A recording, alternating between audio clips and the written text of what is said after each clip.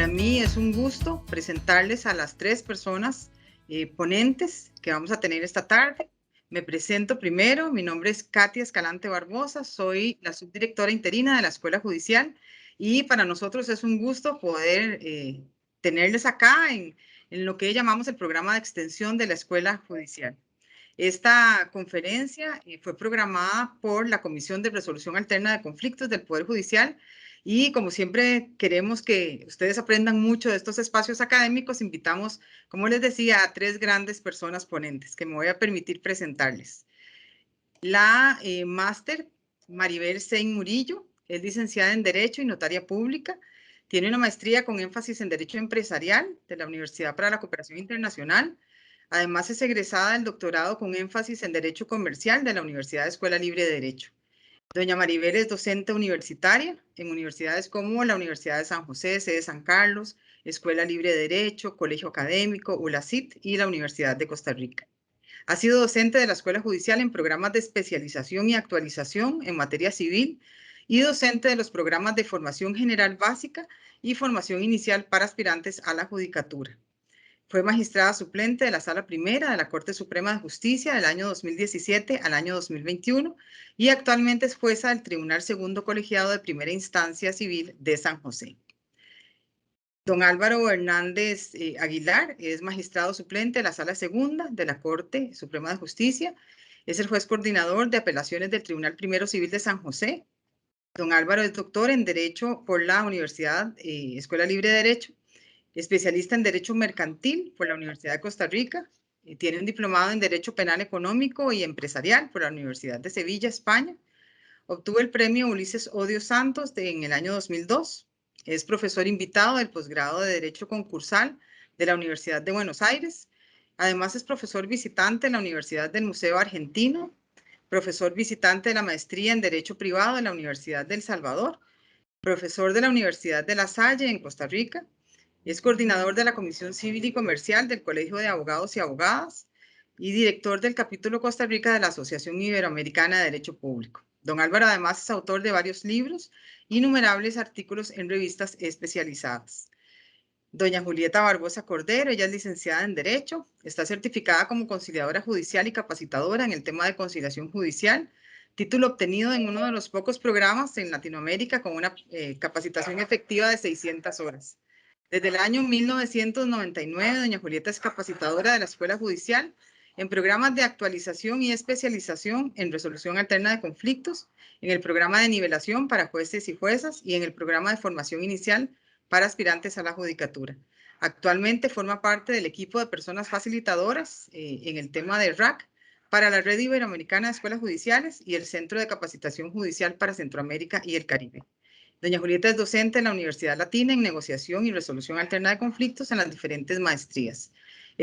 Actualmente es jueza conciliadora, desde el año 2000 y fue directora del Centro de Conciliación del Poder Judicial desde el año 2000 hasta el año 2007. Al tener como jueza conciliadora competencia en todas las materias, es una de las personas con más experiencia en el campo de la conciliación judicial, tanto en su modalidad presencial como en la modalidad virtual. Entonces, bueno, ustedes ya se dieron cuenta que no les miento, ¿verdad? Cuando les digo que tenemos una gran oportunidad el día de hoy de compartir con estas tres personas expertas en la materia que nos ocupa el día de hoy. Entonces, voy a darle la palabra a la máster Maribel Sein, quien va a iniciar con nosotros la conferencia del día de hoy. Adelante, doña Maribel. Muy buenas tardes a todas las personas que nos acompañan el día de hoy. Muchas gracias a la Escuela Judicial por la invitación y un saludo especial a don Álvaro y a doña Julieta que hoy nos acompañan el día aquí. Empiezo diciéndoles que para efectos de la conciliación hay que entender antes lo que sucede con anterioridad a ingresar a una conciliación. Y es precisamente un ámbito que no necesariamente es el jurídico, sino es el contexto de emociones que tienen las personas que llegan a un proceso judicial. En este sentido, hay que tener en cuenta que el conflicto de intereses que tienen las partes y que se están ventilando en un proceso definitivamente implica un conflicto intersubjetivo entre dos partes. Y ya eso nos dice definitivamente que las partes no están de acuerdo. Hay una situación que ellos tienen en ese momento, o ellas en este caso también, en donde necesitan llegar a un acuerdo o que en su momento representa un conflicto que va a llevar a un proceso, puede ser judicial o un proceso arbitral en su caso. ¿Qué es lo que sucede? Que ese conflicto como tal nos lleva a una carga emocional que se va a ver presente y se va a dar a lo largo del proceso. Esa carga emocional nos genera, y es lo que tenemos que tener en cuenta todos los operadores del derecho, llámense también personas juzgadoras, personas litigantes y también las partes que en ese momento se encuentran, en el sentido de que esas emociones deben ser controladas en principio para poder abrir posibilidades de conciliación. Quien no tenga en cuenta ni en consideración en una audiencia de conciliación o previo a ello que hay una carga emocional para ese sentido, entramos como quien dice debiendo. ¿Por qué? Porque lo primero que tenemos que entender es que las personas que se encuentran ahí, como les indicaba, tienen un conflicto, tienen disparadores que inclusive se pueden dar a lo largo de la audiencia que se realiza. Ahora, tenemos que tener en cuenta también que los seres humanos, para efectos de todo tipo de emociones, reaccionamos o se nos ve con un lenguaje que implica cuerpo, emoción y lenguaje, propiamente dicho.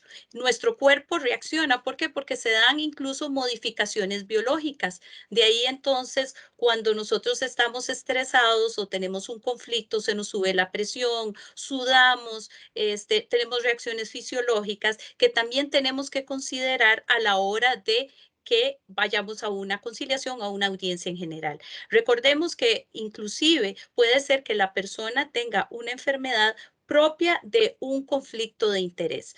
Yo les cuento que en mi caso particular, en el momento que había sido abogada litigante, conocí a una señora que tenía un proceso por primera vez y ella tenía 70 años. Era la primera vez que ella iba a ir a un proceso judicial, que iba a ir a los tribunales y ella me decía, mire, licenciada, es que yo no puedo con esto, estoy enferma, siempre he sido una persona muy sana, pero a mí ir a un despacho judicial donde dicen que también puede haber una conciliación, un arreglo, a mí me tiene estresada, me tiene con la presión alta y todo. Y también tenía problemas gástricos. ¿Por qué? Porque hay que recordar que un órgano hace duelo de un recuerdo no sanado. Y en este caso era un órgano que estaba haciendo un duelo de un conflicto que no estaba sanado en esa persona. Entonces, todas estas cosas que giran alrededor de la conciliación es muy importante tomarlas en cuenta previo a entrar propiamente en lo que es lo jurídico. Recordemos entonces que el cuerpo calla, perdón, que el cuerpo nos grita lo que la boca calla. Si tenemos un conflicto, las personas que van a estar involucradas en ese conflicto de intereses van a llegar con una carga emocional muy grande. Y además, el lenguaje que van a utilizar puede verse de alguna forma influenciado por esa carga emocional. Factores que nos pueden influir en esto, por supuesto que sí, los espacios, el clima, los días, la hora que se lleva a cabo esta resolución. Entonces, no es tan fácil como a veces pensamos que es recibir a las partes y solamente sentarlas y decirles que si tienen una propuesta de arreglo para ello. Entonces, ese estado emocional implica más allá de hablar de ya un estado interno, duradero, sino que tenemos que tomar en consideración que hay definitivamente una carga emocional ante ese conflicto que tienen las partes. Ahora, ante ese conflicto, tenemos que lograr determinar qué es la reacción principal de las partes que nos acompañan. Porque si las partes están resentidas y llegan con una emoción de resentimiento, definitivamente lo que van a buscar es que ante ese conflicto la otra persona pague. Es decir, es como llegar con ánimo de venganza. En una situación de estas es muy difícil llegar a proponer una conciliación. Y ahí es donde creo yo que las personas litigantes, sobre todo tratándose de materia, como en este caso, que es la materia civil, en donde son cuestiones patrimoniales las que por lo general se van a conocer. Es importante que las personas litigantes siempre le indiquen a sus clientes las posibilidades de llegar a un acuerdo conciliatorio. ¿Por qué? Porque entonces esa persona puede llevar ya de por sí una carga emocional, pero a la vez tiene una esperanza de que definitivamente su conflicto se pueda arreglar. Si llega resentido, si llega pidiendo venganza, que alguien pague la situación, su conflicto propio, es prácticamente imposible llegar a un acuerdo conciliatorio. De ahí que las primeras personas que deben abordar ciertos momentos de las propuestas que se van a hacer, vean ustedes, que es la persona litigante, en este caso que siempre vamos a contar con patrocinio letrado. Igualmente, si las personas cuentan con o llegan en un estado de emoción de resignación, es decir, donde se abandona la lucha por los objetivos que sean, al final lo que vamos a tener es otra persona que tampoco va a estar abierta para una posible conciliación, porque todo lo está dejando a lo que pase, no puedo hacer nada, no mire, ese es el conflicto, es con mi hermano, es con mi hermana, yo con ellos no tengo ningún tipo de posibilidad de llegar a un arreglo. Pero si llegamos con un estado de emoción, de aceptación, es el hecho de decir, bueno, tengo un conflicto y voy a tener que buscar una solución para ello, más allá de presentar una demanda, más allá de presentar un proceso del tipo que sea. El punto es que yo como persona o como representante de una sociedad, hablamos de persona aquí en forma general, estamos teniendo en cuenta que si estamos con una actitud y una emoción de aceptación, vamos a tratar de buscar una posible solución, ya sea anticipada del conflicto, y ahí podría darse un clima definitivamente idóneo para lo que es la conciliación. Entonces, es importante que los que estamos o los que estén en este momento como abogados y abogadas litigantes siempre tomen en cuenta los estados emocionales de las personas a las cuales van a acompañar, porque antes de hablar de conciliación y de plantear acuerdos y de ver qué es realmente la conciliación, siempre tenemos que tomar en cuenta que es una actividad humana donde se debaten una serie de emociones que se ven disparadas en una audiencia donde se va a conocer este asunto. Entonces, ¿qué es lo que debe hacer en este caso las personas que acompañan a esas partes? Y aquí me voy a referir un poco a la persona juzgadora, que es donde vamos a entrar un poco a abordar el tema. La persona juzgadora que va a conocer, en este caso ya les hablará doña Julieta del modelo del centro de conciliación, pero en muchas ocasiones a las personas juzgadoras que tenemos a cargo varios procesos en materia civil, nos toca abrir, ya sea porque nos lo impone el ordenamiento jurídico en el Código Procesal Civil, un espacio para conciliación porque es una etapa del proceso, o porque aplicamos la ley correspondiente que nos permite, en ese caso, la ley resolución alterna de conflictos y promoción de la paz social, abrir un espacio de conciliación en cualquier etapa del proceso. Y entonces la persona juzgadora lo que debe realizar no, y tomar en cuenta no es lo que ella hace, es lo que va a provocar en esa audiencia. Y aquí es donde tenemos que tener en cuenta dónde está el enfoque para tener esa prioridad definitivamente, que es tratar de lograr un acuerdo entre las partes. ¿Por qué? Porque el proceso se inicia, el proceso judicial, como les indicaba, el arbitral, y va a terminar en forma normal con una sentencia o con un laudo. Sin embargo, ese proceso va a ser un tercero el que imponga la solución, y definitivamente no se le va a quedar bien a todas las personas o a todas las partes en el proceso. A veces van a recurrir, inclusive de acuerdo al proceso que sea, una porque perdió, digámoslo así, o porque no le dieron la razón en sus pretensiones, inclusive a veces no se le queda bien a ninguna de las dos, y los dos van a gestionar en algún momento un recurso para tener otra posibilidad de que otros revisen lo que ese tercero ha dictado. Sin embargo, el acuerdo conciliatorio nacido propiamente de las partes es lo que nos trae una mejora, una satisfacción, una tal vez no exactamente lo que queríamos, lo que se pretendió en el proceso, pero sí lo que me hace recuperar una paz emocional individual, que vas a verse después en una paz social a nivel general. Ahora, si nosotros decimos, bueno, ¿cómo puede una persona juzgadora, en este caso, crear una estructura de confianza y seguridad para las partes? Cuando estábamos en escuela todos y hasta hace poco en el colegio hablábamos de modelos de comunicación donde nos enseñaban quién es el emisor, quién es el receptor, el mensaje que se comunica y el código que se utiliza, y nos indican siempre que es muy importante saber hablar. Y entonces nos dan cursos de cómo hablar en público y demás. Sin embargo, una de las cosas más importantes en estos tiempos es definitivamente saber escuchar.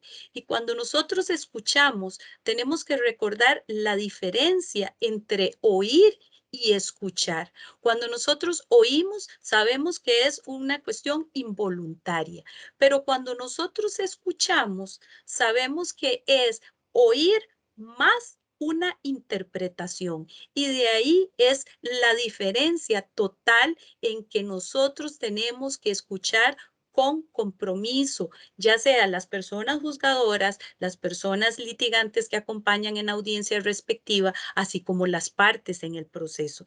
Entonces, vean que un modelo de comunicación que se va a desarrollar a través de una audiencia de conciliación debe ser un modelo de comunicación productiva, que en donde vaya encaminado precisamente a llegar, si se puede, a un acuerdo. Y entonces tenemos que en este modelo de comunicación productiva se establecen conversaciones con propósito. Entonces, no es llegar con 5 o 6 propuestas, sino que cada una de ellas tiene que tener un propósito. El propósito precisamente el principal es de llegar a un arreglo, pero además es tener el propósito de resolver ese conflicto de intereses de carácter jurídico que nos tiene en el proceso y que pueda generar de una u otra forma la satisfacción de esa precisamente interés, pero que también nos ayude a solucionar la parte emocional que definitivamente las partes tienen ahí en boga. Entonces, hay que escuchar con compromiso, pero quien va a hablar tiene que hablar en forma responsable. Es decir, que ahí a la hora de realizar una propuesta, a la hora de poder conocer definitivamente el ámbito de la conciliación y hacer propuestas, tiene que estar muy claramente establecido la forma en que van a generar propuestas y que se va a abordar ese proceso. ¿Por qué? Porque si no se habla responsablemente y se habla a la luz de emociones que van a generar disparadores a lo largo de esa audiencia, definitivamente no se va a poder llegar a una audiencia de conciliación o a un arreglo en el cual queda la satisfacción de las partes.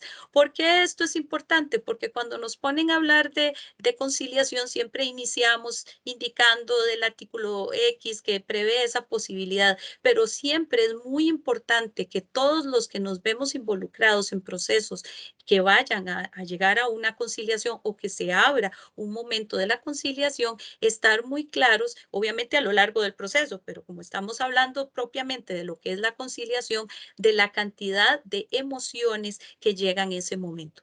Eso solo para hablar del que trae el proceso, ¿verdad? Definitivamente, cuando vamos de camino a una audiencia nos pueden pasar una serie de cuestiones que nos pueden ver alterado y convertirse en disparadores que nos eviten llegar a eso. Entonces, vean ustedes que es muy importante tener en cuenta a este punto que definitivamente hay un conflicto de intereses con emociones a flor de piel, que necesitamos una aceptación de todos los involucrados para efectos de decir, bueno, vamos a buscar un posible arreglo, de tratar de llegar a una paz individual, a construir definitivamente un arreglo que nos vaya a satisfacer y que definitivamente podamos llegar a una mejor solución que no sea impuesta por un tercero que muchas veces ni siquiera conoce el trasfondo del asunto o del conflicto que se está conociendo, porque nosotros como personas juzgadoras, inclusive los abogados y abogadas litigantes, pueden tener idea de lo que está sucediendo y generan las pruebas y las ofrecen y las vamos a practicar. Sin embargo, el trasfondo familiar, el trasfondo inclusive vecinal, muchas veces que se ventila en un proceso, no llega a conocerse. Solo las partes pueden estar conociéndolo definitivamente y sobre todo viviéndolo con actitudes que se pueden llegar a ser disparadores en ese momento. Entonces, esta es una etapa previa a lo que nosotros debemos tomar en consideración y tener siempre muy presentes previo a llegar a una conciliación. Ahora, de acuerdo al Código Procesal Civil, en esta materia está regulada la conciliación en el artículo 51 y evidentemente también con la Ley de Resolución Alterna de Conflictos y Promoción de la Paz Social.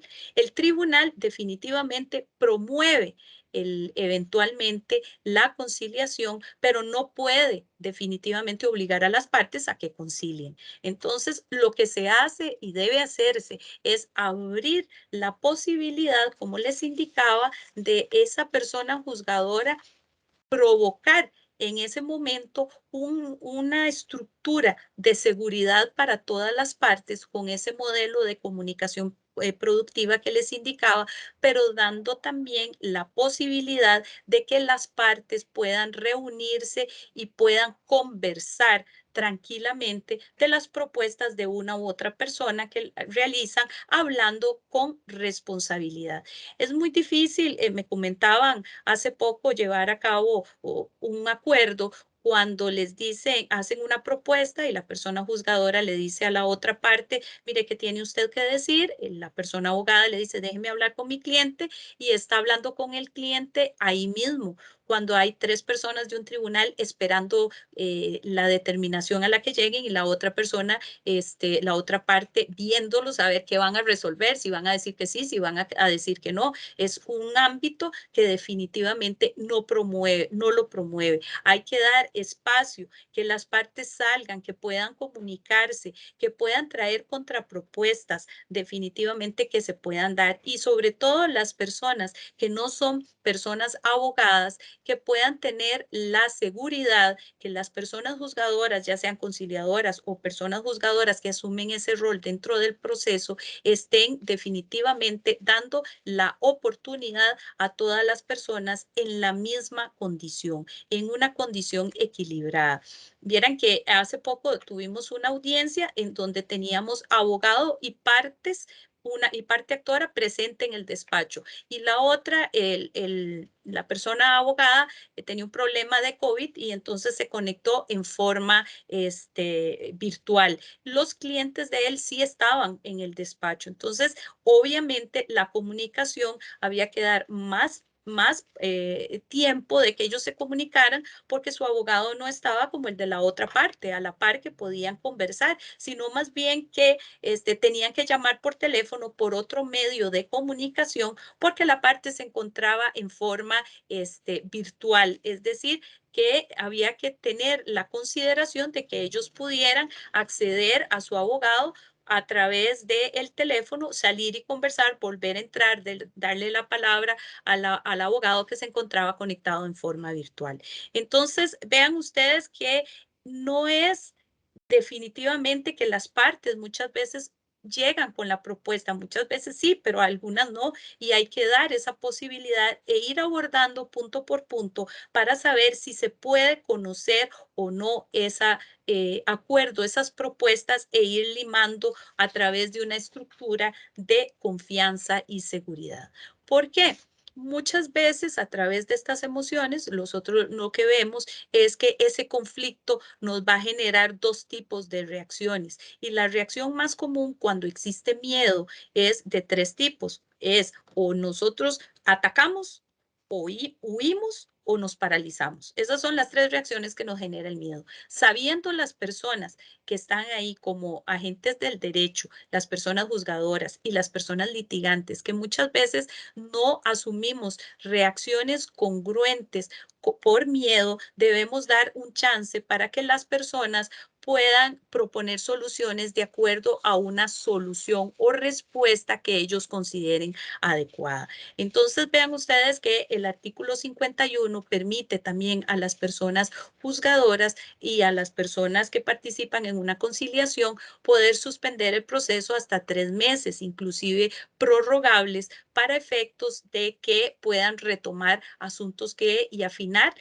propuestas o contrapropuestas o definitivamente, digamos, en asuntos donde se necesitan peritajes o valoraciones de propiedad en esta materia, poder adquirir esas o hacer llegar al proceso ese tipo de cuestiones que definitivamente van a marcar lo que es la conciliación. Entonces, para los efectos correspondientes, cuando se llega con una actitud abierta a este tipo de asuntos y permitir a las partes que ya han trabajado previamente con su persona abogada o abogado, en este caso, para llevar propuestas concretas, es mucho más fácil y mucho más abierta la posibilidad de poder conciliar en aquellos procesos en que son los propios jueces o juezas que conocen del asunto los que van a celebrar una conciliación.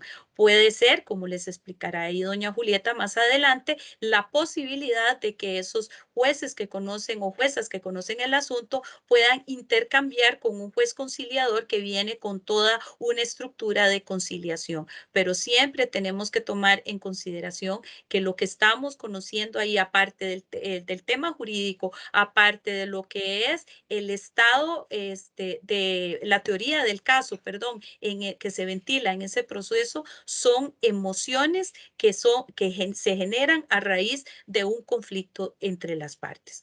Si nosotros podemos llegar a una persona que su emoción es de aceptación, que promueve en un modelo de comunicación productiva, cuando vamos con un objetivo propio y claro que es de llegar a un arreglo, entablando ese tipo de conversaciones con propósito, donde hay una escucha con compromiso y un hablar con responsabilidad, definitivamente es muy probable que se llegue a un acuerdo que una vez homologado por la persona juzgadora, en este caso, va a generar lo que se llama la cosa juzgada material. Y en caso de que no se cumpla con ese acuerdo, se puede pasar a una etapa posterior que definitivamente es la ejecución si alguno de las dos partes incumple ese acuerdo y para ello se va a seguir el Código Procesal Civil en ese sistema. Pero repito, no podemos llegar a un acuerdo en ese sentido si las emociones se han visto disparadas por cuestiones que inclusive, vean ustedes, no tienen nada que ver con lo jurídico, pero que van a ser de tal magnitud que va a impedir llegar a un acuerdo como este. Entonces, el compromiso de los que litigan, de los que estudian derecho, es siempre llegar y tener claro las emociones que dispara un conflicto, la posibilidad de ver propuestas para que ese acuerdo de conciliación nazca de las mismas partes y haya entonces una satisfacción mayor que venga una persona juzgadora a imponer un criterio de lo que considera que debe resolverse de acuerdo a la teoría del caso.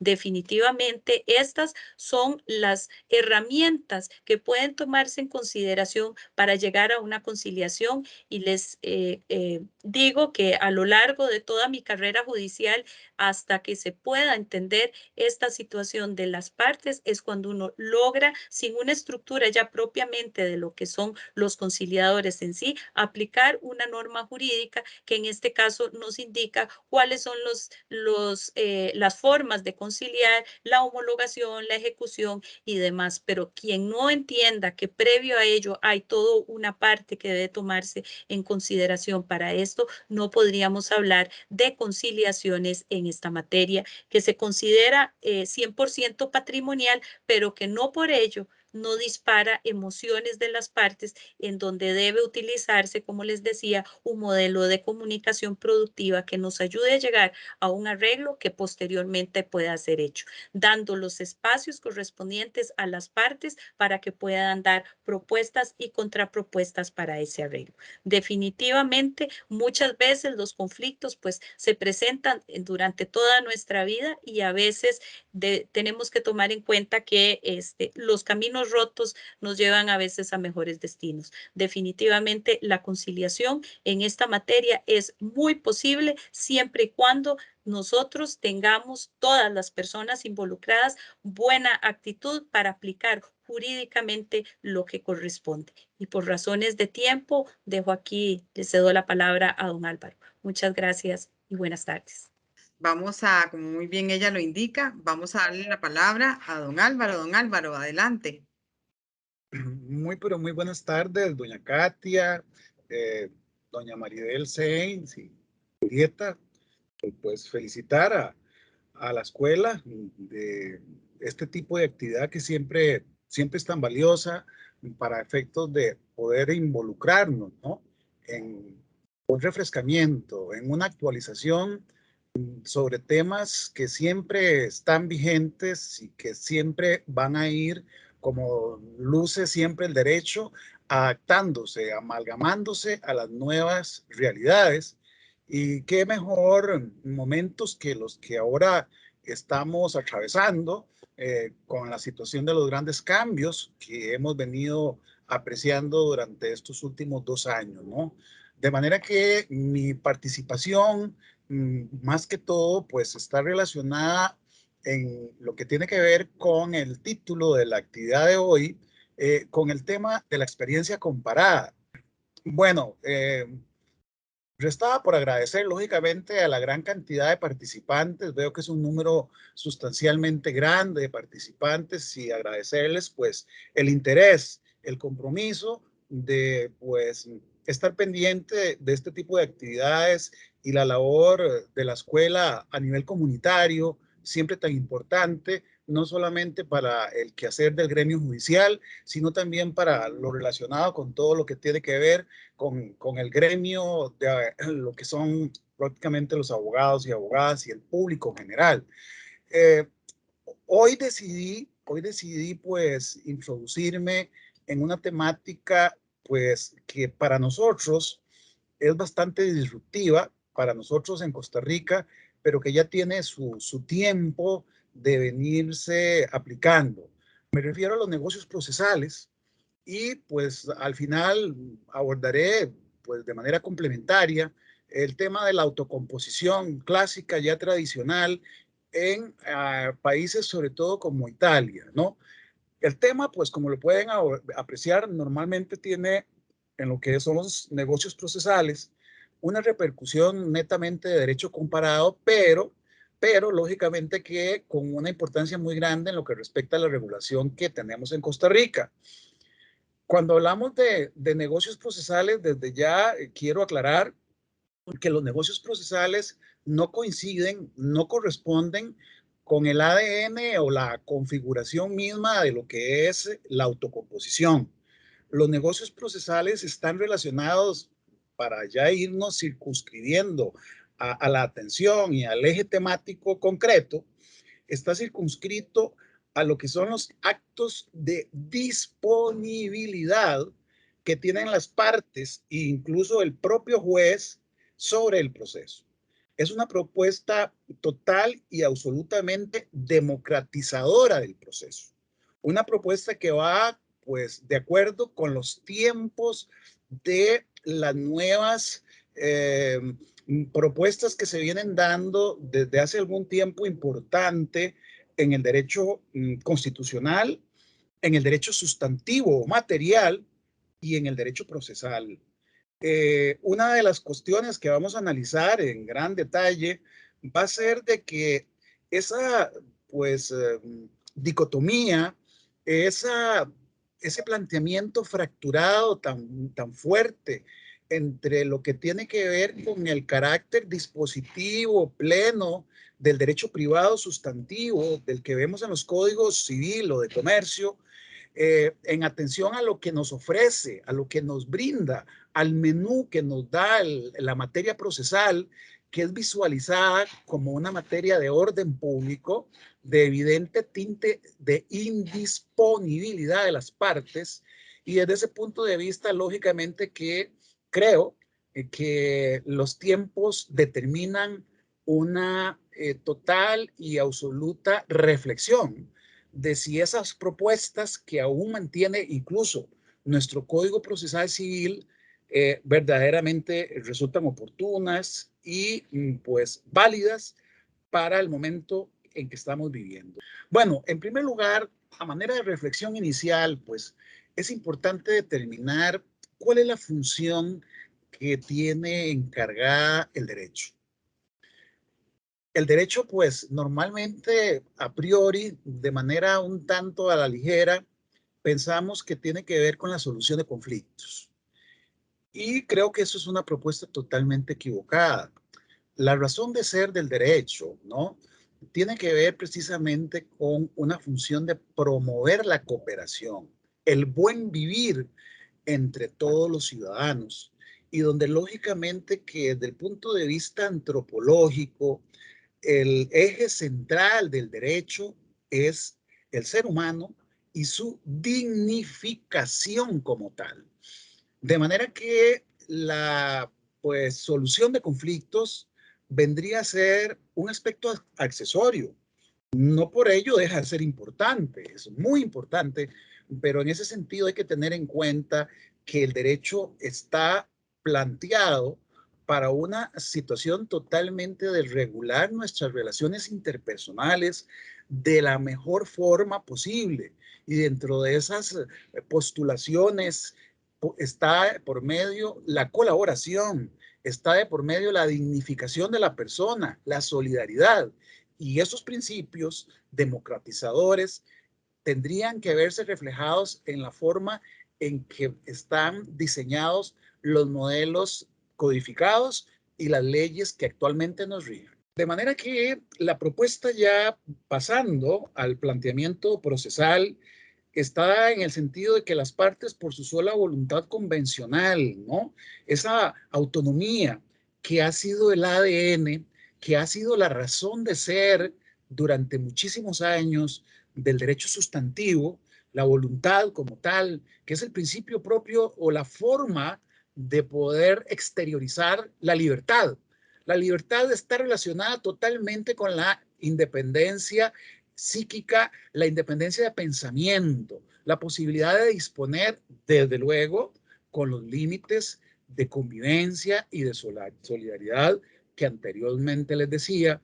Y bajo ese punto de vista, pues es donde ahora surgen muchos nuevos vientos de cambio. Imaginémonos entonces que las partes en un conflicto, además de las disposiciones sobre el derecho material, pues acuerden que en caso de surgimiento de un litigio futuro, se puedan consignar una serie de cláusulas, ya no visualizadas como tradicionalmente lo hemos visto a nivel de la cláusula de arbitramiento, sino que aquí estaríamos de antemano en presencia de que en un contrato de tipo civil o comercial, se podría de una vez, por voluntad de las partes, determinar en la vía judicial una serie de vicisitudes que podrían de antemano pactarse.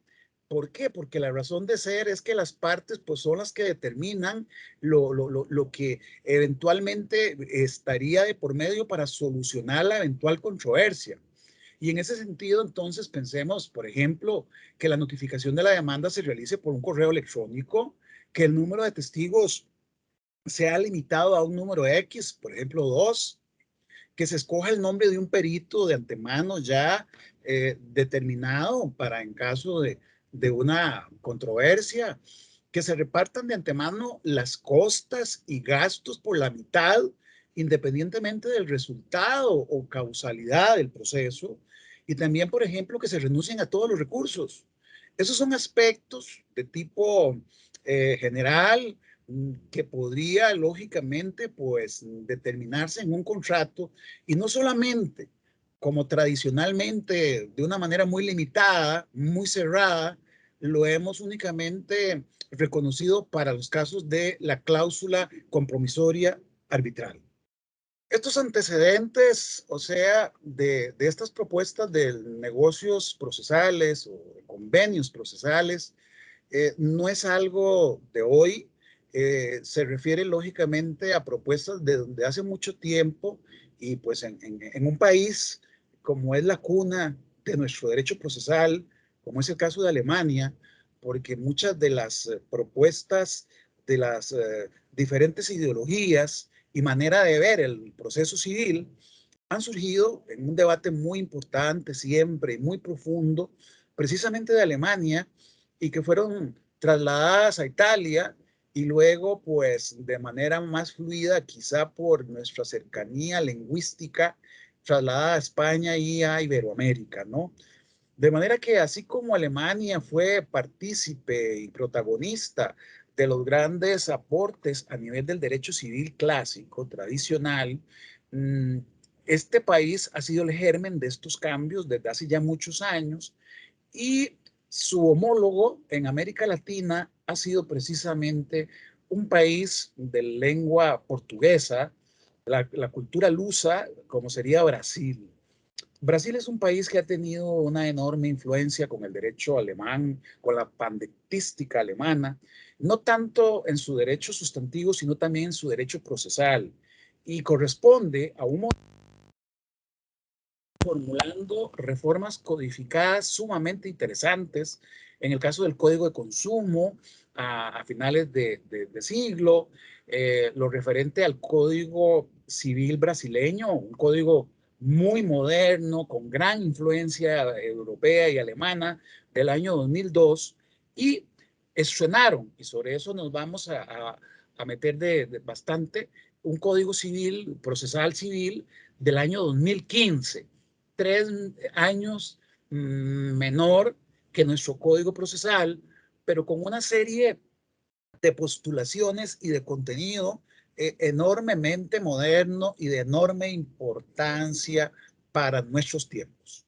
¿Qué podemos entender o visualizar como negocios jurídicos procesales? De antemano les digo que tiene mucho que ver todo esto con el tema de los contratos, de las convenciones, del derecho contenido a nivel de nuestras codificaciones precedentes de derecho sustantivo, ¿no? Se dice que es un hecho jurídico voluntario, porque la voluntad es el ADN, es la reina de lo que tiene que ver con los negocios, en cuyo soporte fáctico se confiere al sujeto el poder de escoger la categoría jurídica o establecer dentro de los límites fijados por el propio ordenamiento jurídico. Y vean qué interesante cómo elude estos conceptos de tinte brasilero a la ley, el famoso imperio de la ley, ley en sentido positivo y restrictivo, que ha venido en crisis, la ley positiva, ¿no?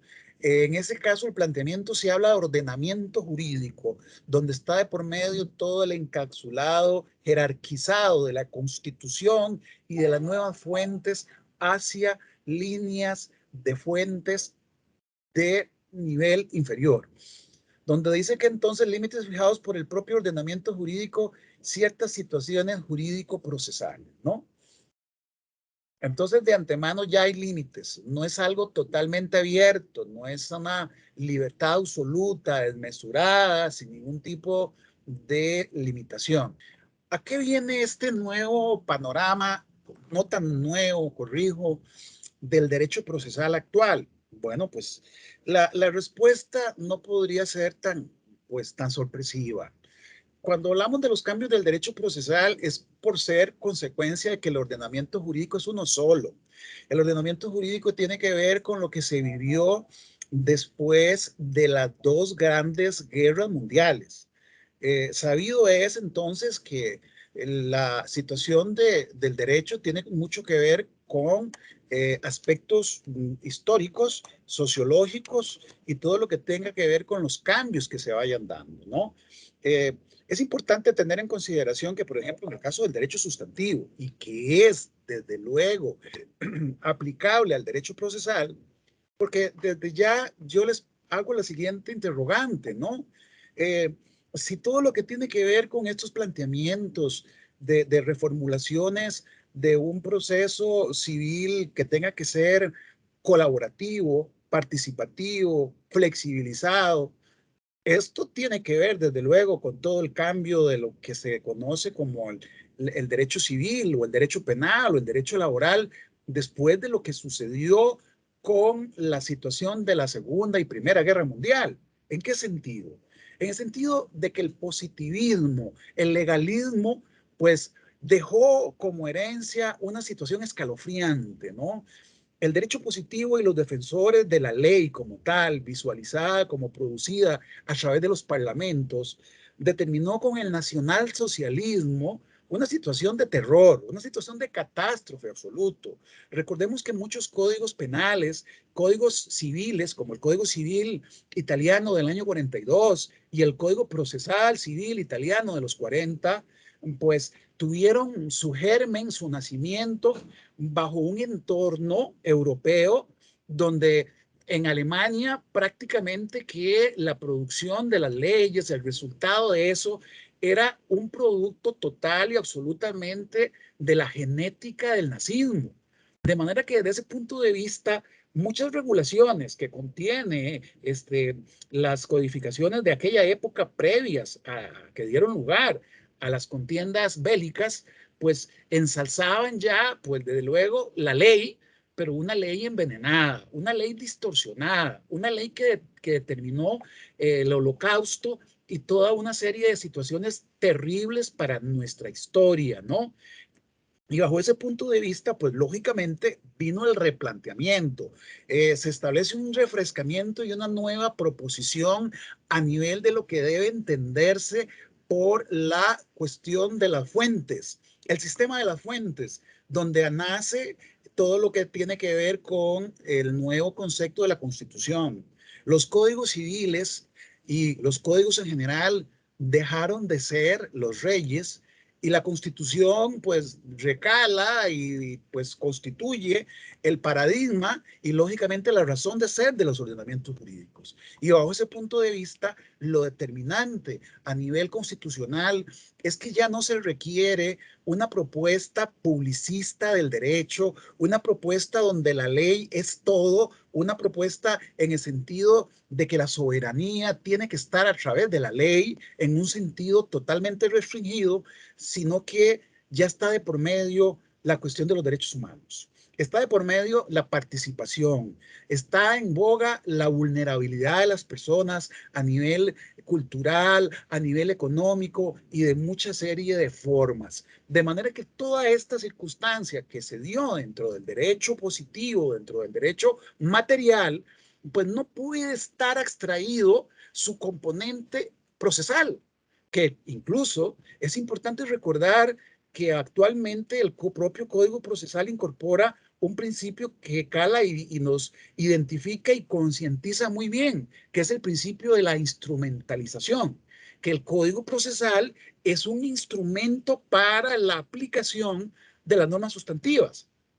Esto no subestima ni le corta ningún tipo de razón de ser ni protagonismo al derecho procesal. Por el contrario, yo creo que más bien ese derecho procesal adquiere matices extraordinariamente importantes porque vislumbra y evidencia que por más leyes positivas de gran calado, si esas leyes no las aplicamos a los casos vivos, al derecho del día a día, a nivel de los litigios, a nivel de lo que es lógicamente la cuestión de la justicia como tal, pues quedaría en nada. Y de ahí la gran importancia y el enorme, gran centro de trascendencia que tiene el derecho procesal. De manera que se parte de aquel derecho procesal tradicional que se arropó en una propuesta cientificista para adquirir autonomía, una autonomía donde siempre se tuvo como en cuenta la relación procesal entre el juez y las partes, ese trinomio que a través de la figura del juez es lógicamente como el mayor protagonista, la oficialidad de la jurisdicción a través del juez determina un derecho procesal público, un derecho procesal precisamente de orden público, normalmente indisponible, y donde el ciudadano tiene necesariamente que adaptarse, que pues estar sujeto al yugo de ese tipo de soberanía, donde se deja de por medio la cuestión de la voluntad, la autonomía de las partes para poder arreglar sus conflictos. Claro que esta discusión o esta propuesta, pues en algunas materias, como en materia penal, ofrece planteamientos un tanto distintos por el objeto que está de por medio entre uno y otro proceso. Bueno, pues yo creo que en ese resumen introductorio sobre estas situaciones de lo que son prácticamente los ejes temáticos, o aquí lo vemos en esta presentación, la concesión del proceso como relación jurídico-procesal conformada por el demandante, el juez y el demandado, destacó, como les indicaba, la autonomía y desarrollo científico del derecho procesal. Eso fue un gran logro, porque siempre hubo una gran lucha, sobre todo por allá desde la conferencia de Kiovenda a inicios de siglo, en el año 1903, donde determinaba que el derecho procesal tenía que tener una función pública, autónoma, y deslindarla totalmente del derecho material. Hoy en día eso está total y absolutamente en una labor revisora. El Estado democrático de derecho, a partir de la conquista histórica de las diferentes constituciones, tiene su dimensión y su estructura constitucionalmente en la legitimidad del dominio político y en la legitimación del ejercicio del poder por el Estado, asentadas únicamente en la soberanía y en la voluntad del pueblo, ¿no? En ese sentido, el proceso constitucional es entendido como garantía de derechos de participación por parte, lógicamente, de la ciudadanía. Con esto, entonces, quedamos en que el Estado de Derecho impone una verdadera comunidad de trabajo. Una verdadera comunidad de trabajo, pues a la que están ya un tanto familiarizadas las compañeras de conciliación, a las que están muy familiarizados los que trabajan en mediación, ¿no? Y medianamente los jueces, porque nos circunscribimos únicamente a tener una participación muy aislada, un tanto pasiva, en una audiencia previa, en la audiencia previa, en los ordinarios, para tratar de que en esa audiencia se fomente la conciliación.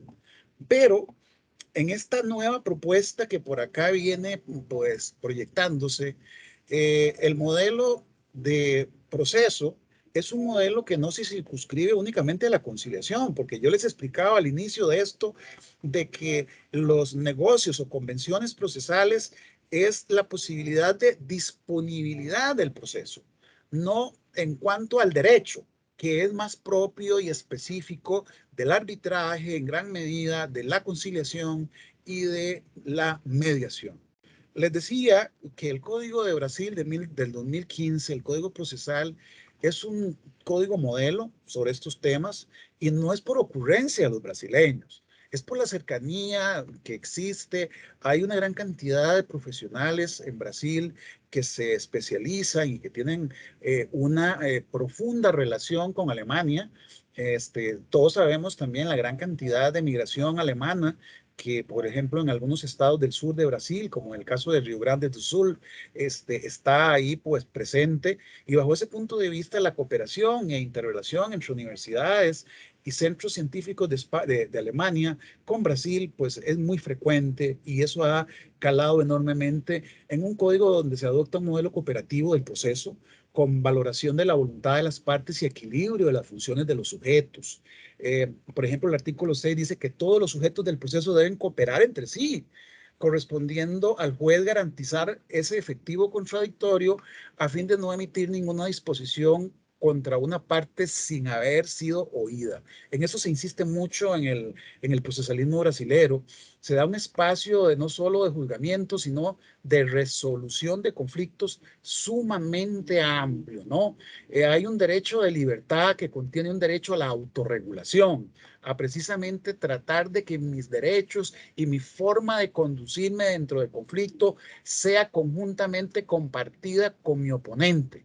y no necesariamente tiene que ser una propuesta rígida que tenga que venir de la ley tradicional a como está generalmente predeterminada. Una de las situaciones más importantes y que es totalmente contrastante con lo que tiene Costa Rica es que el Código Brasil, el código que les comento, introduce la cláusula general de negociación. Es el artículo 190 que, como ahí ustedes lo pueden ver, resume de manera muy rica, de manera muy clara, una ideología y una postulación total y absolutamente sensible, total y absolutamente relacionada con un modelo procesal colaborativo. Dice el artículo 190 y se los voy a leer, es una cláusula genérica de posibilidad de realizar convenios.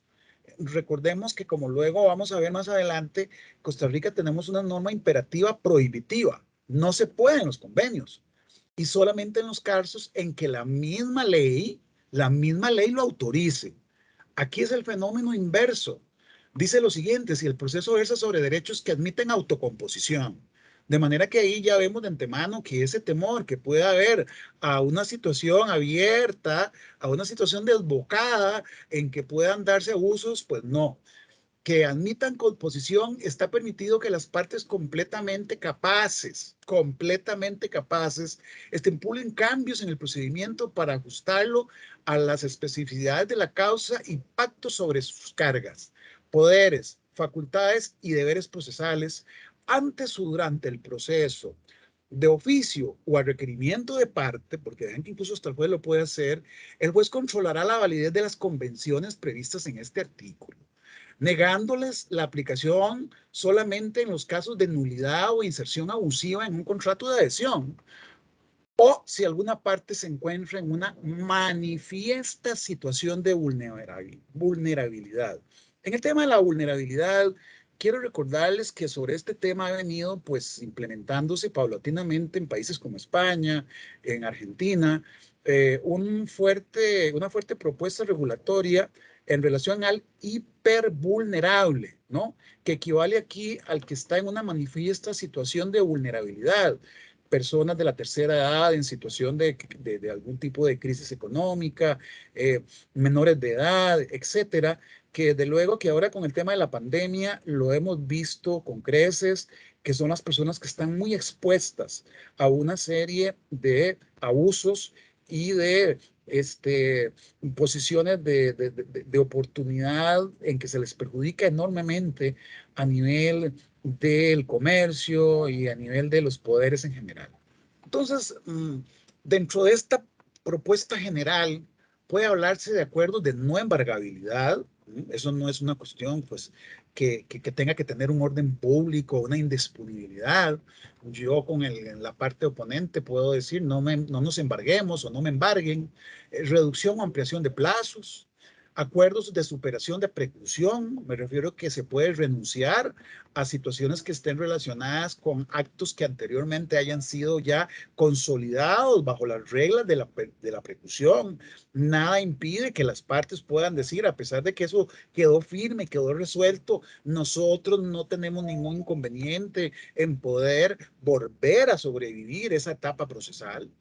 Acuerdos de sustitución de bien embargado, eso está en nuestro código, de manera ya expresa, porque repito, acá lo que tenemos son situaciones específicamente ya autorizadas, ¿no? Acuerdo a prorrata de gastos, como les había dicho antes, el retiro del efecto suspensivo de la apelación, el retiro del efecto de la ejecución provisional, dispensa de cauciones, limitar el número de testigos, como les decía, o el acuerdo para autorizar la intervención de terceros fuera de las hipótesis legales. Esto se conoce como negocios procesales atípicos. Momento de celebración. ¿A partir de qué momento? Bueno, es en cualquier momento del proceso, antes o después. Se puede decir que el momento propicio normalmente, como era de prever, es en la audiencia previa. En la audiencia previa se puede hacer una amalgama de cuestiones negocios o propuestas o convenciones que se parecen mucho al discovery en el derecho estadounidense. En el derecho estadounidense, pues es una de las partes más importantes por cuanto por ahí se va autonegociando, se va pues determinando las hojas de ruta que se van planteando a nivel de un proceso que está totalmente a manos de las partes. Pues requisitos de validez, aquí tenemos en cuenta lógicamente pues lo que está relacionado con los casos de manifiesta vulnerabilidad. Hay que tener mucho cuidado entonces en cuanto a este detalle de la capacidad procesal, cuando es evidente situaciones donde pueda el juez advertir que hay una desigualdad evidente, igual que en el derecho material. El objeto pues el objeto es uno de los aspectos más amplios de los negocios que, como sabemos, en general se dan en el derecho material. Y en nuestro caso sería entonces una especie de propuesta indubio pro libertatis, o sea, una propuesta abierta. En caso de duda, más bien hay que tratar de apostar por la cuestión de los acuerdos, causas que admitan solución por autocomposición, la misma ley brasileña ahí lo ve en el código. Lo que tiene que ver con el objeto también aplican todas las normas del Código Civil, que sea cierto, lícito, que no violente las buenas costumbres, que sea posible, todo lo que tiene que ver con temas ya propios del objeto como tal, del derecho sustantivo. Está prohibida la cuestión de la simulación procesal. Hay casos de reserva de ley donde lógicamente no podrían ser posibles los negocios. Normas procesales imperativas, que sería muy similar a lo que les estoy comentando. Y los contratos de adhesión abusivos, que un contrato de adhesión per se no es nulo, sino que serían aquellos contratos de adhesión que contienen normas que lógicamente resulten abusivas, ¿no? Y está el control de contenido y toda esa serie de prerrogativas que se les da al juez para su control. Los requisitos de validez, pues es una especie ahí de la consagración propia de la tipicidad negocial, igual que lo que tiene que ver con el principio de libertad de formas que contiene el Código Civil en Costa Rica. A nivel procesal, pues este tipo de acuerdos no tienen ningún tipo de requerimiento que tenga que ser en escritura pública, si es extrajudicial o si es judicial. Recuerden que todo esto ahora, pues hay una propuesta en general estandarizada de darle una especie de aceptación. Cuando hablamos de acuerdos extrajudiciales, aquí quiero insistir que, como ustedes algunos pueden saber, una de mis materias preferidas es la materia concursal. Y actualmente, pues con la nueva ley concursal también hay una culturalización de los acuerdos. Hay acuerdos extrajudiciales que pueden ser previos o antes del proceso concursal, y la apuesta es enormemente importante, sobre todo porque ustedes saben que los procesos concursales en gran medida son procesos eminentemente de tipo económico. Las reglas de anulidad y nulidad igual que todas las situaciones, cuando cause indefensión, cuando sea imposible superar, determina entonces que se tendría que anular y volver al status quo, ¿no? Para que tenga eficacia en algunos supuestos que se justifica, se requiere la homologación, al igual que se da en el caso de la conciliación. Requiere la homologación para que precisamente el juez pueda filtrar, pueda dar fe, pueda garantizar que se cumplieron los presupuestos del objeto, de los requisitos, a través de ese filtro que entonces venga a darle una especie de eficacia con la revisión como tal de esos acuerdos. Bueno, no puede ser revocado de manera unilateral, tendría que ser por el mutuo disenso procesal. El principio de buena fe, pues desde luego es un principio transversal, es un principio general del derecho, está impregnado en todas nuestras relaciones interindividuales. Es uno de los principios rectores del derecho y como tal tiene que estar siempre ahí, fluido, presente en todo tipo de situación. La interpretación sería similar a las reglas de los contratos, las interpretaciones que establece el Código Civil, pues ahí están, no hay razón para establecer reglas de interpretación total y absolutamente distintas. La situación de Costa Rica, y ya con esto prácticamente terminamos esta parte. La otra solo la voy a resumir, creo que ni siquiera voy a seguir con la presentación en la parte ya de Italia, en lo que tiene que ver con la cuestión de la conciliación y la mediación, para tratar de no abusarme de tiempo y sobre todo porque ustedes van a tener la dicha, digo yo la dicha, estoy ya rajando mucho, de pues poder accesar a la presentación que humildemente les he hoy compartido, ¿no? La situación de Costa Rica. ¿Qué sucede? Pues nuestro código pues, es hijo de la cultura decimonónica. Es hijo de una ideología propia donde es de orden público. Y si hablamos de un orden público, entonces cuando hay un litigio, cuando hay la aplicación de normas procesales, está el poder de imperio del Estado a través de la jurisdicción y esa jurisdicción en manos del juez que se manifiesta por medio de la ley. De manera que no pueden existir en principio bajo ese panorama hablar de negocios procesales por cuanto la ley es en sí el negocio procesal, porque solo lo que la ley diga es lo único que posibilita que valga.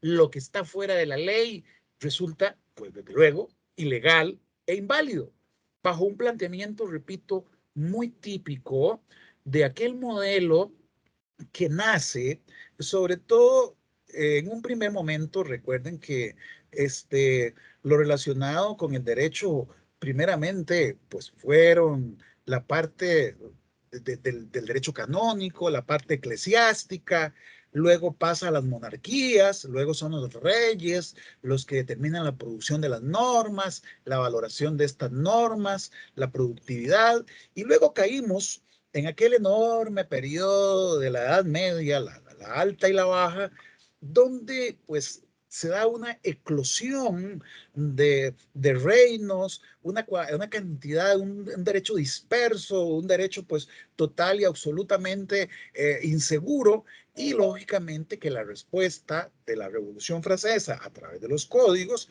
era apostar por un modelo entonces de tipo legal, de tipo donde el Estado centraliza la jurisdicción y la ley. A raíz de eso, entonces, el 3.1 del Código Procesal, orden público y aplicación en el tiempo. Las normas son de orden público y de aplicación inmediata. Veamos qué dice el 3.5. Indisponibilidad de las normas procesales. O sea, esta norma, pues lógicamente que dejaría de todo contexto la norma abierta que tiene el Código Procesal Civil brasileño, donde plantea la cláusula abierta de negociabilidad en cuestiones atípicas incluso, y por eso es atípica en el sentido de que la parte las plantean y el juez tiene que valorar si pasan o no el filtro. Las partes no podrán por acuerdo entre ellas y ni siquiera. Aquí vean la insistencia y ni siquiera, o sea, entiéndalo los que están leyendo el código, no se imaginen, jamás es posible, ese es y ni siquiera con la autorización del tribunal. ¿Mm? Ni siquiera, porque entonces el tribunal ahí estaría actuando contra ley. Disponer o renunciar de manera anticipada a las normas procesales, salvo los supuestos de mecanismos alternos de solución de conflictos, sumisión de competencia admisible, y en estos temas donde ya ha habido algunas, desde luego limitado a esto, algunos aspectos ya conocidos sobre ejecuciones extrajudiciales, que es el tema de los procesos de cobro a nivel de lo que tiene que ver con los fideicomisos de garantía. Allá por el año 92, les quedé debiendo aquí, hay una sentencia de la Sala Constitucional redactada por el ex magistrado Rodolfo Pisa Escalante, donde determinó la validez de que las partes tienen plena libertad para realizar acuerdos. La frase incluso así, esa afirmación la hizo de manera abierta, ni siquiera circunscrita a los acuerdos extrajudiciales o actos jurídicos, porque desde luego no estaba ni siquiera esta norma que es del 2018. Y para ir terminando con esta parte ya, para no abusarme, pero el tema es muy interesante, sumamente interesante, tomar en cuenta, recuerden que el código pues le fue recortado, le fue tijereteado en la asamblea la parte de los procesos de incidencia colectiva, lo que se conoce en el derecho anglosajón como la class action, ¿no? Y entonces, sin embargo, recordemos que el artículo 19 del Código Procesal contempla los intereses difusos, los procesos de influencia colectiva, y en ese sentido, a pesar de que se sacó ese capítulo, quedaron ahí la legitimación de intereses difusos y de interés colectivo. Y entonces, como no hay un procedimiento, la ley reconoce, autoriza a que al juez, en caso de ausencia de procedimiento, pueda, según las circunstancias, ajustar un procedimiento que sea más o menos afín. Eso está en el 3.4, que es la etapa de integración. Y también les quería comentar, el artículo 40 es muy interesante porque tiene una disposición que, a pesar de esa situación tan rígida, casi que insuperable del artículo 3.5, el 40 trae un antecedente del derecho, precisamente del derecho alemán, que es la demanda y contestación conjunta. Es un típico caso de negocio jurídico procesal de una elocuente trascendencia por lo que en esencia significa, ¿no? Eso viene de Alemania y en alguna medida pues resultó atractivo a los redactores del código, ¿no? Dice el 40, para leerlo rápidamente, el actor y el demandado podrán presentar la demanda y su contestación de manera conjunta. Entonces aquí determinamos que por una especie de arreglo entre ellos, por un acuerdo, determinan que presentan tanto la demanda como la contestación de manera conjunta donde no habrá emplazamiento. Eso sería, pues, lógicamente, en principio, para casos de puro derecho, pero que también puede dejar un tufillo por ahí, un mal sabor, en el caso de que se pueda pensar en alguna especie ahí de abuso del proceso, ¿no? Algo que esté en ambas partes por ahí, pues, dejando escondido u ocultando. De manera que más o menos ahí sería la situación de Costa Rica, de que no se puede, de que eso es imposible, salvo los supuestos que, como ya sabemos y les acabo de leer, por ahí el Código Procesal disemina de manera muy aislada algunas disposiciones en ese sentido. Bueno, entonces en esta segunda parte solamente quiero hacer nos vamos a quedar en esta filmina para ya terminar lo más pronto que se pueda. Tiene que ver con los vientos de reforma que se están dando en Europa. Europa en estos momentos en general, no solo Italia, están atravesando una reestructuración institucional sin precedentes a raíz del COVID-19, lo cual pues desde luego sabemos que en Latinoamérica no se está haciendo, ni tampoco en nuestro país. Afortunadamente los europeos pues cuentan con un aparato económico al igual que los norteamericanos, como no podía ser de otra forma, incluso porque en Estados Unidos ya sabemos que es la moneda oficial del mundo, a pesar de la amenaza de las criptomonedas, con todo y que han caído casi un 50% en el valor de mercado. Pero en ese sentido, pues Europa determinó que va a dar en un plan de resiliencia y de contingencia a la Unión Europea una reestructuración a la justicia penal y civil, y dentro de esta reestructuración entonces y de ayudas vienen 395.830 millones de euros, que le va a corresponder a Italia, no es a toda Europa, esto es solo a Italia. Imagínense que a Costa Rica le den una parte de eso para tratar de arreglar los problemas presupuestarios que tenemos con la justicia. Bueno, sería increíble, sería como soñar despiertos, ¿no? Dentro de esto, pues se apuesta enormemente por una revolución total en el tema de conciliación y en el tema de mediación.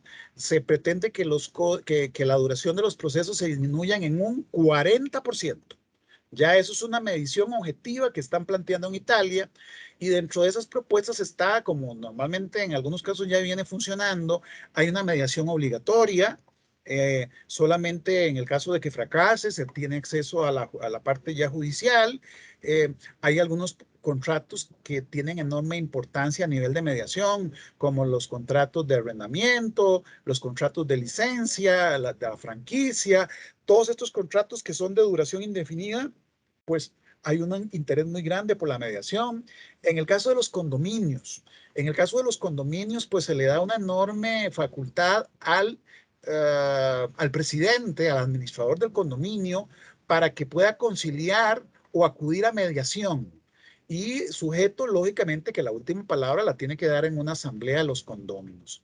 En síntesis, más o menos ese sería, el diagnóstico, la radiografía muy general que traté de ser muy ambicioso, sobre todo con esta primera parte de tanto interés que nos ofrece las denominadas convenciones o negocios procesales. De manera que es importante que ustedes conozcan lo que se viene planteando dentro de las nuevas corrientes del derecho procesal contemporáneo y muy a la altura de lo que se está ahora discutiendo con los grandes cambios que hay por medio de la cuestión de todo esto del tema del COVID-19.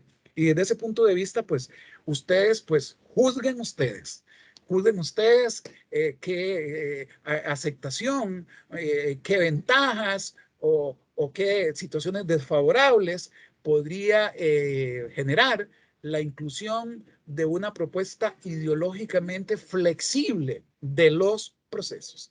Con esto termino entonces y disculpen cualquier abuso de tiempo, cualquier situación ahí que me haya pasado entonces más de la cuenta en cuanto al tiempo que me dieron. Muchísimas gracias y quedo a disposición de cualquier observación o con mucho gusto o cualquier comentario.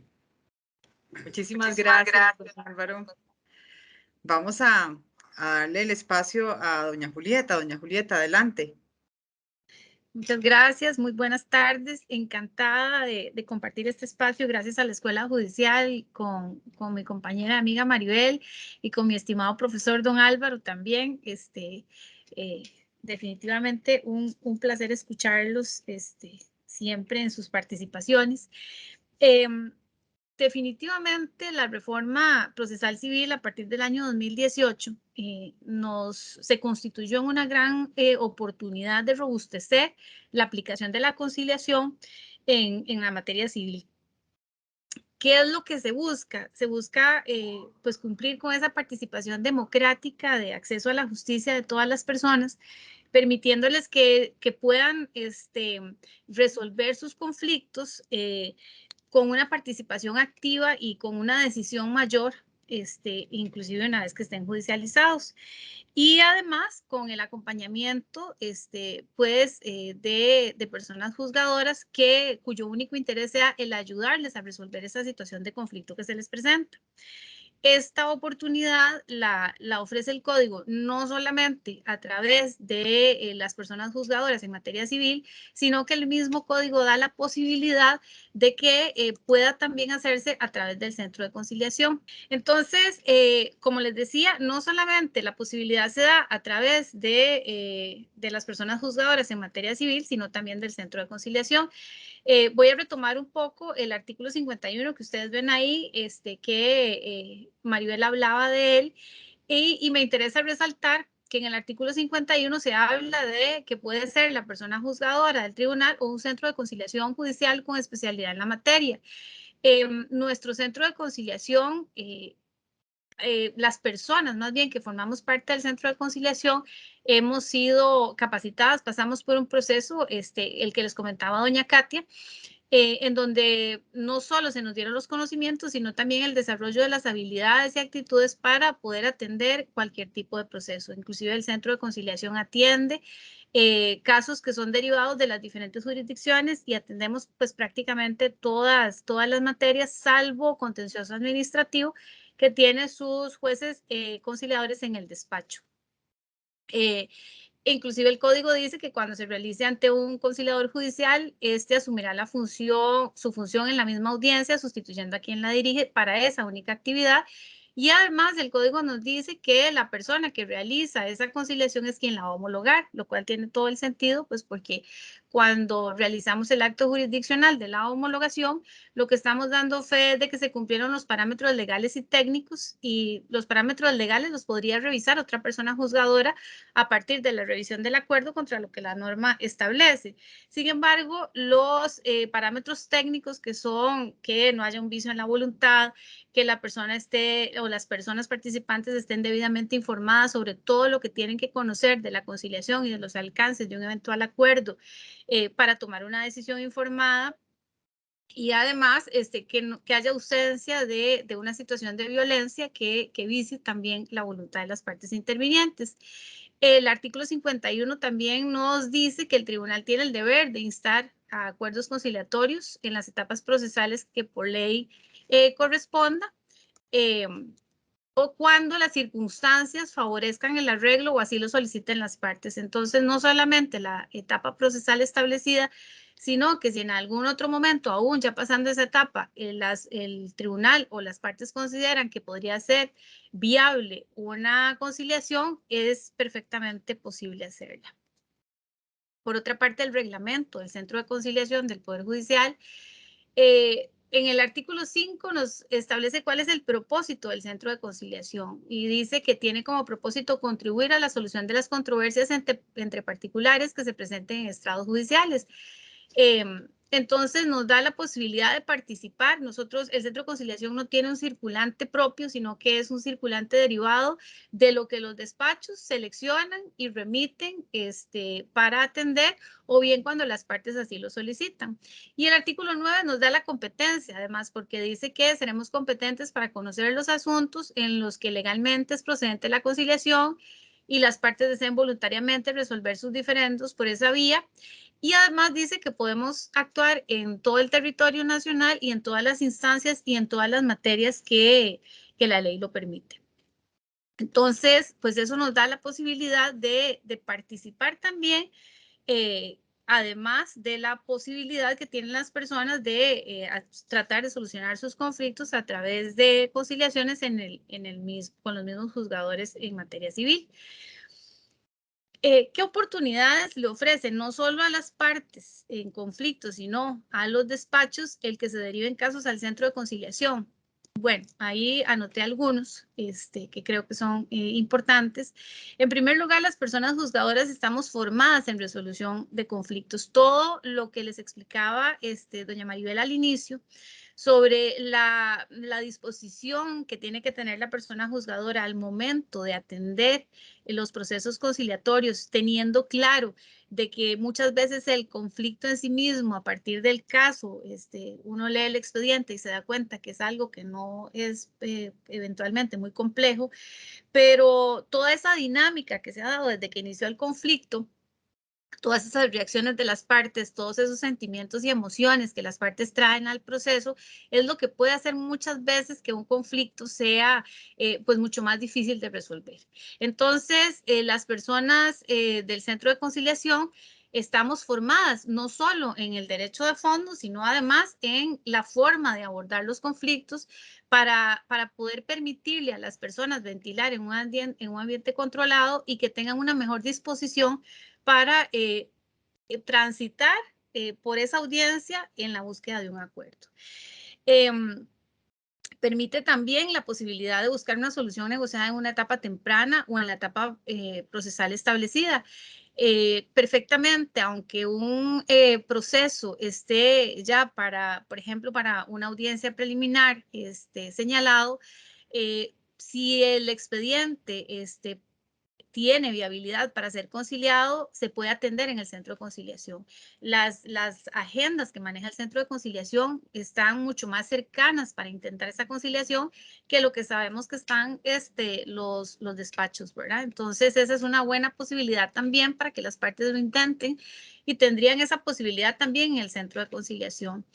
Existiría una mayor libertad de las partes para hablar sobre su conflicto. No es lo mismo para las personas muchas veces hablar temas que van más allá de lo que está en el expediente, de lo que podría una persona juzgadora conocer a partir de lo que se desprenda, de lo que se ha hecho en el expediente, sabiendo que esa persona tiene eventualmente, si la conciliación fracasa, que tomar decisiones sobre ese proceso, ¿verdad? Entonces, en el Centro de Conciliación, nosotros nos derivan el expediente, lo estudiamos, citamos para la conciliación, si las partes llegan al acuerdo, lo homologamos y solamente lo devolvemos al despacho para que se remita al archivo. Pero si las partes no logran llegar a un acuerdo, el expediente se devuelve y todo lo que se conoció en esa audiencia de conciliación queda dentro del ámbito de la confidencialidad y la persona juzgadora que tiene que seguir conociendo no va a saber esos detalles que de pronto para las partes va a ser preocupante y también puede generar un conflicto para la persona que está conociendo el proceso. Para nosotros en el Centro de Conciliación también hay muchísima más libertad para poder hablar con las partes sobre ciertos aspectos que tienen que ver con el conflicto, sin el temor de que después las partes puedan tomarlo como un adelanto de criterio, porque si, como les digo, si no hay un acuerdo, el expediente se devuelve y todo lo que se habló en esa audiencia de conciliación queda ahí en el ámbito de la confidencialidad. El tiempo que en el Centro de Conciliación podemos dedicarle a la atención de un proceso, de una audiencia de conciliación, es mayor que el que sabemos que por agenda tienen de por sí los despachos. La agenda del Centro de Conciliación es una agenda pues también bastante apretada, sin embargo, cuando nosotros recibimos los expedientes que nos derivan de los despachos y estudiamos el caso, uno puede determinar muchas veces una cierta complejidad y puede señalarlo dándole el tiempo necesario para poder atender a las partes con toda la, digamos, tranquilidad, aplicando todas las técnicas para asegurarnos un porcentaje pues mayor de éxito. Además de eso, el derivar casos al Centro de Conciliación va a liberar espacios en agenda de los despachos para poder atender los procesos que definitivamente no puedan ser solucionados a través de un proceso conciliatorio. Desde el año 2001, la institución cuenta con esta herramienta. En el año 2001 se crea el Centro de Conciliación con su sede central que funciona en el primer circuito judicial de San José. Y a partir de ahí empieza también a crearse, como ven ustedes ahí, las sedes regionales. En el 2007 se crea San Ramón y Santa Cruz, en el 2008 Pérez Celedón y San Carlos, en el 2009 Pocosí, en el 2013 Limón y Golfito y en el 2014 Alajuela y Punta Arenas. Todavía pues no se cubren todos los circuitos judiciales, pero bueno, ya aún a nivel de los centros regionales ya se cuenta entonces con esta herramienta a la que pueden acudir tanto los despachos cuando tengan casos que derivar, como bien las partes si consideran que esta puede ser una opción viable, existe ese recurso. ¿Cómo derivar casos al Centro de Conciliación? Que eso es algo pues que es importante que lo tengamos claro. Bueno, pueden ser derivados por el despacho. El despacho puede hacer una selección de casos que de acuerdo con criterios de admisibilidad previamente coordinados con el Centro de Conciliación se cumplan. O bien puede ser a solicitud de partes. Las partes, sabiendo que existe este recurso, pueden solicitarle al despacho que derive el expediente al Centro de Conciliación para ser atendido. Una vez que se haya analizado que cumple con esos criterios de admisibilidad, entonces, pues lo que se hace es señalar para la audiencia de conciliación, que bien puede ser presencial o inclusive por medios tecnológicos. Si se llega al acuerdo, el centro, la persona juzgadora que realizó esa conciliación va a homologar ese acuerdo y lo va a remitir al despacho simplemente para que se remita al archivo. Si no hay acuerdo, como les decía, pues se devuelve el expediente y todo lo que se habla queda en el ámbito de la confidencialidad. Entonces, puede hacerse una coordinación con el centro para remitir esos expedientes antes de la audiencia preliminar. O bien, se puede coordinar para que haya una intervención de la persona juzgadora conciliadora durante la audiencia preliminar.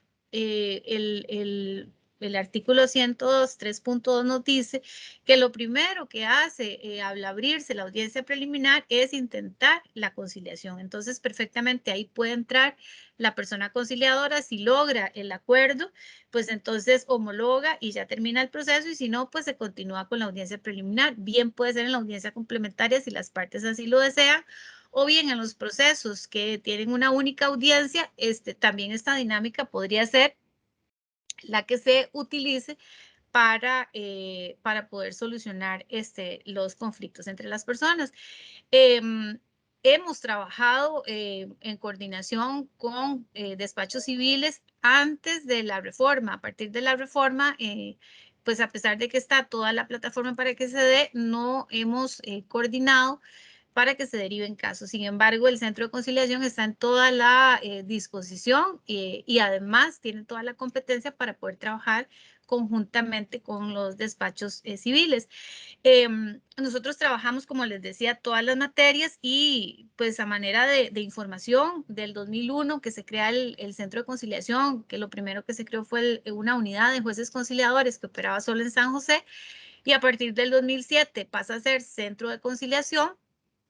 Bueno, desde el 2001 hasta el 2020, el Centro de Conciliación ha resuelto pues 136.970 asuntos. Esto estamos hablando de asuntos con acuerdo. El nivel de cumplimiento, inclusive de estos casos que se concilian, también es alto. Nosotros le damos seguimiento a los asuntos penales, que es los que mantenemos en el despacho hasta que se cumplen y luego se dicta el sobreseimiento. Sin embargo, pues también analizando los otros casos, en realidad el cumplimiento es también muy efectivo. En realidad esto era lo que yo quería compartirles, contarles un poco que este recurso, el Centro de Conciliación, está ahí y siempre está a la disposición de los despachos para que puedan hacer uso, tanto si el despacho lo considera viable, como si lo consideran viable las partes, ¿verdad? Que muchas veces lo solicitan ellos directamente y nosotros siempre estamos en la disposición de atenderles. Muchas gracias. Muchísimas gracias, Julieta. Nuevamente le agradecemos mucho a las personas que nos acompañaron esta tarde en la conferencia y por supuesto muchísimas gracias a doña Maribel, a don Álvaro y a doña Julieta por ofrecernos esta oportunidad para aprender esta tarde de un tema de tanta actualidad y un tema que nos ofrece definitivamente una gran oportunidad para las personas usuarias en relación a la posibilidad de conciliar y resolver sus conflictos de una forma pacífica. Me encantó el encuadre inicial que nos hizo doña Maribel, donde nos invita a participar en procesos pacíficos de solución de conflictos, mejorando no solamente el acceso de las personas a una justicia más pronta, ¿verdad? Sino además mejorando la calidad de las conciliaciones que se realizan en el sentido de hacerlas más humanas y personalizadas. Eso me encantó. De verdad, muchísimas gracias a los tres. Creo que aprendimos muchísimo esta tarde. De verdad que para la Escuela Judicial y la Comisión RAC ha sido un gusto tenerles acá y seguiremos compartiendo estos espacios en el futuro. Muchísimas gracias. Muy buenas tardes.